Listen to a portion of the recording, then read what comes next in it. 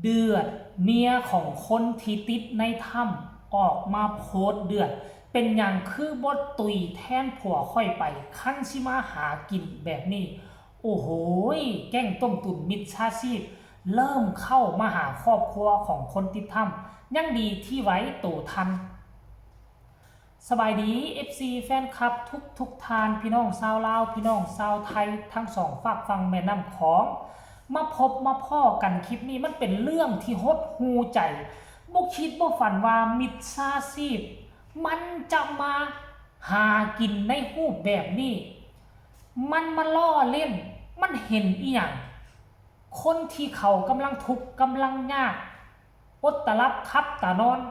ซอกหาผัวคองคอยท่าผัวคองคอยท่าคนที่รอท่ากลับคืนมาพาลูกพาเมียทำมาหากิน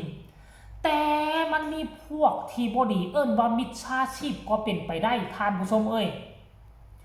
เข้ามาอีกแล้วก่อนหน้านี้ก็2-3 วันเห็นมาโพสต์เคลื่อนไหวต่างๆนานาบอกว่าเปิดฮับบริจาคที่จะไปซื้อออกซิเจนเพื่อจะเข้าไปเอา2 คนนั้นออกมาทำบุญศีลกินทานโอนเงินมาได้แปะ QR code โตนั้นยังบ่ทันจบมีโตใหม่เข้ามาอีกแล้วข้างนี่แซดเข้ามาหาเมียของคนติดถ้ำคนหนึ่งแซดมาหาน้องพรที่มีลูก2 คนที่มีเฮือนเป็นกระต๊อบน้อยๆท่านผู้ชมยังดีที่น้องพรไหวตัวทันโอ้ยเป็นอย่างสังคมเฮามันจึงเป็นแบบนี้วะเป็นอย่างคนลาวจึงมาถึงจุดนี้ได้วะสมัยก่อนตอนที่บ่มีแก๊งคอเซ็นเตอร์นี่คนลาวบ่ฮู้จะตัวบ่ฮู้จะต้มผู้ใดหลังจากตั้งแต่มีแก๊งคอเซ็นเตอร์เข้ามาอยู่ในโลกของพวกเฮานี่นะคนลาวก็เริ่มมันหน้ามืดตามัวนำเงินนำคำหลายๆคนย้อนไป10 ปีหลังตอนค่อยยังเป็นบ่าวน้อยบ่เคยได้ยินว่าลาวมีโจรปล้นจี้ปล้นฆ่ารันฟันแทงกันบ่มีบ่เคยเห็นเลยเคยเห็นแต่ประเทศที่เจริญกว่าลาวมีมีอยู่ประเทศที่เจริญน่ะแต่ก็บ่คิดบ่ฝันว่าวันนี้มันจะมาฮอดประเทศลาวย่างไปตามทางก็มีคนขี่รถจักรมาดึงเอาสร้อยคอดึงเอากระโปรงกระเป๋าจี้ปุ้นเอารถจักรรถมอไซค์มีขึ้นทุกมือเมื่อก่อนนี่ยอมหับบ่มี10 ปีหลังนี่ค่อยสบายโทรไปรอดึกรอดื่น1 โมง 2 โมงขี่รถจักรตามทงตามทางอุ้ยปลอดภัยแม้แต่กระทั่งเมาแอมาจอดรถนอนอยู่ข้างทางก็บ่มีไผมาเฮ็ดหยังให้ทุกมื้อนี่เอารถมอไซค์ไว้หน้าเฮือนมันก็ยังเข้ามาเอาได้เบิ่งแม้ทั้งที่เจ้าของเฮือนอยู่เฮือนแล้วเรื่องนี้ก็บ่คิดบ่ฝันว่ามันจะเข้ามาถึงครอบครัวผู้ที่ติดถ้ำน้องพรออกมาโพสต์มื้อเช้านี่พร้อมกับแคปเอาแชทมีบุคคลปริศนาแชทเข้ามาอ้างตนว่าเป็นเลขาเนาะอ้างตนว่าเป็นเลขาเป็นพนักงานของอินฟลูเอนเซอร์คนดังที่ไปช่วยเพิ่นน่ะที่ระดมทุนระดมเงินไปช่วยเหลือ2 ครอบครัวนั่นน่ะอ้างโตว่าเป็นพนักงานของเจน้อมขออภัยด้วยเจน้อมต้องขอเอ่ยชื่อเพราะว่าอยู่ในแชทนี่เพิ่นอ้างโตแต่ค่อยเชื่อว่านี่น่ะเจน้อมบ่เฮ็ดแนวนี้เป็นอันขาดโอ้ยเจน้อมนี่ความดีของเพิ่นนี่สุดยอดหลายเพิ่นระดมทุนไปให้พุ่นอันซ้ำภาษาอีหยังว่าสิไปซื้ออุปกรณ์ขั้นก่อนแล้วนี่บางฮู้ว่า2 คนนั้นยังมีชีวิตอยู่ซ้ำว่าสิซื้ออุปกรณ์เจน้อมบ่จำเป็นต้องให้ครอบครัวเขาโอนเงินไปให้ก่อนเจน้อมจัดการเองหมดเลยโอ้โหท่านผู้ชมเดี๋ยวสิไปอ่านเนื้อในใจความว่าเขาเจ้าพยายามตัวพยายามตัวน้องพรว่าแนวไหนทุกคนฟังเด้อน้องพรออกมาโพสต์ก่อนเนาะอ่านของน้องพรมาโพสต์ก่อนว่า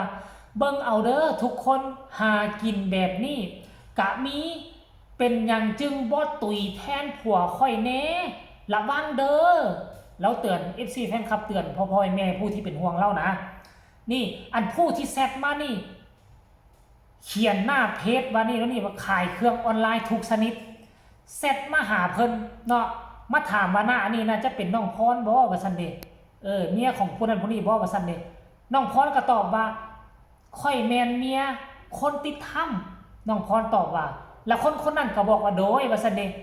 เอื้อยบ่ฝันเห็นผัวเอื้อยบ่ว่าซั่นถามมาเนาะแล้วก็บอกว่าค่อยเป็นทีมงานเอื้อยน้อมว่าซั่นเด้ น้องพรก็ตอบว่าบ่ฝันเห็นว่าซั่นน้องพรว่าโดยว่าซั่นเด้แล้วคนนั้นก็ตอบมาอีกว่าเขาให้เอื้อยโอนเงินเพื่อซื้ออุปกรณ์อีกเพื่อจะกลับไปช่วยอีกเห็นบ่ล่ะหมายความว่าเอื้อยนี่หมายถึงน้องพรเมียของผู้ติดถ้ำน่าจะเป็นเมียของผู้ซื้อเบเนาะเมียของผู้ซื้อเบเขาบอกให้เจ้าโอนเงินมาเพื่อจะซื้ออุปกรณ์อีกความหมายเนี่ยเริ่มตัวอะไรเริ่มเข้าสู่ประเด็นแล้วเพื่อจะไปช่วยอีกว่าซั่นน้องพรก็ตอบว่าข่อยบ่มีบัญชียังใครว่าเราฉลาดเลย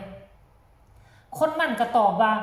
เอื้อยไปให้เขาโอนให้ก็ได้ทั้งที่น้องพรใบเบียนว่าบ่มีบัญชีคนนี้ยังพยายามว่าให้คนอื่นโอนให้ก็ได้ว่าซั่นเด้